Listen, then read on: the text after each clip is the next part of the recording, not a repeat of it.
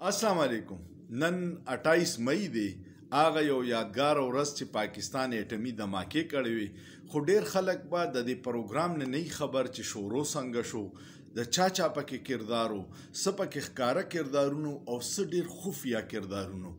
یو کردار دی، د هغه نوم دی سیټ عابد.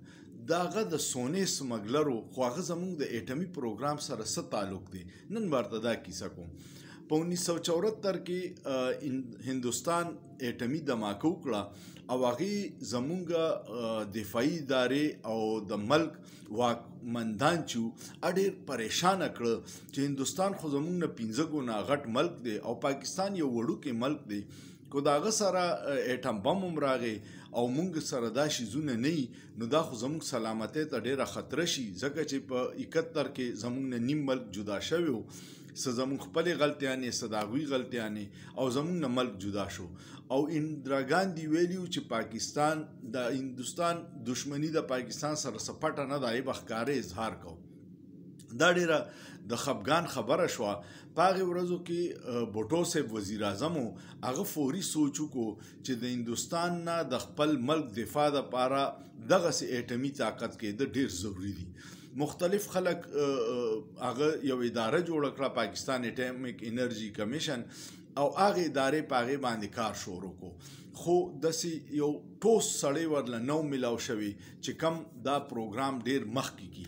په دې کې په هالند کې ډاکټر قدیر خان کار کو.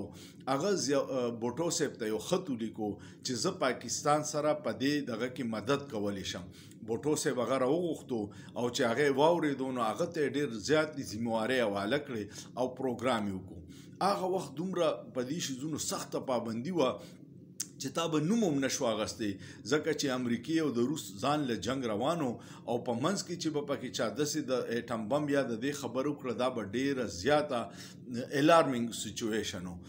دې پروګرام لا اول ځل بوټو صاحب سټارټ کو او د لیبیا کرنل قذافي ولا اولنې سرمایه ورکړه.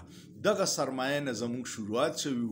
بیا بوټو صاحب پکې مړ شو، ځکه چې هنري کیسنجر ورته ویلي چې دا پروګرام بند کا، کو بند دې نه کو نو زه به تا مقام عبرت کم.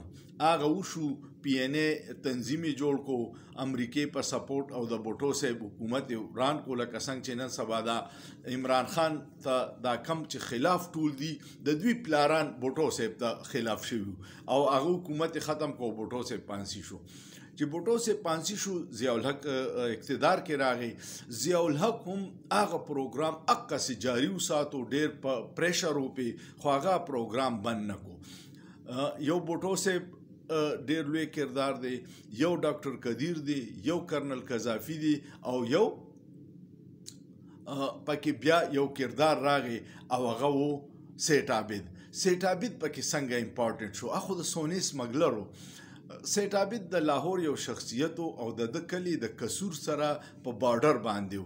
دوی به واړه واړه د سونې سمګلینګ کو، او یو وخت کې دومره پاورفل شو چې دته به ګولډ کینګ وي. سیټ عابد خپل خدمات د باندې په بوټو صاحب دور کې هر څه جایداد ضبط هم شو. په کیسونو کې 3100 تولې د یو سونه کسټم واله ونیوله. بیا د ضیاء الحق صاحب په دور کې خپل ځان سرنډر کو او هغوی سره ډیل وکړو. بیا هغه کیس کې هغه ته هغه ټوله سونه واپس میلاو شوه. بیا هغه ورته آفر وکړو. امریکې ډېر زیات پابندي وه. د فرانس نه موږ ته د اټمي پروګرام دپاره اکوپمنټس پکار و، هغه پاکستان کې ونه، او هغه به امریکې په ډېر سخت پابندي وه چې چېرته پاکستان ته یا ایران ته یا شمالي کوریا کم چې د دې شي جوړولو کوشش کوي، دوی ته هغه اوزار میلاو نشي. سیټ عابد دا ذمهواري واخیسته چې ټولې دنیا کې کم ځای نه ته څه شی راغواړې، به زه په خپل سمګلرانو باندې راغواړم. او هغه یو داسې نیټورک جوړ کړو چې زمونږ به څه ضرورت د حکومت د اټمي پروګرام دپاره د اوزارو، د فرانس نه، د هالند نه، د مختلف ځایونو نه، به د سیټ عابد سمګلرانو پاکستان ته راوستو او د ډاکټر قدیر مدد یې کو.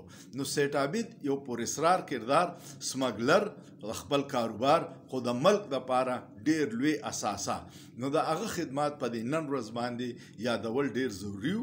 ما خو درته ووایي چې ضیاء الحق و، بوټو صاحب و، کرنل قذافي و، ډاکټر قدیر و، او سیټ عابد پکې او دا نن چې خلک نواز شریف یادي دغه ګوهر ایوب په خپل کتاب کې لیکلي دي چې نواز شریف دماکې نه کولې خو بیا ول فوج دمکی ورکړه کو د دماکیو نه کړې نو ګوره هر څه به ختم شي او ګوهر ایوب د مسلم لیگ سپیکرو خپل کتاب کې لیکلي چې نواز شریف مونږ ته وی کو کلینټن چرته خ ډیل راکی شپږ ارب ډالر بیا به دماکې نه کوو نو دا نن چې پکې دی دا ځان له کریډټ دی د دوی پکې هیڅ کریډټ نشته خو د سیټ عابد د کرنل قذافي د ذوالفقار علي بوټو او د صدر ضیا ډېر لوی رول پکې امید لرم تاسو به ویډیو خوښ شوي د تاریخ نه یو واقعه وا کوم خوښ شو کمنټ پیو کې ویډیو دوستانو سره شیر کې او لایک کې او په سوچ پیو کې په سوچ کې څه ګناه نشته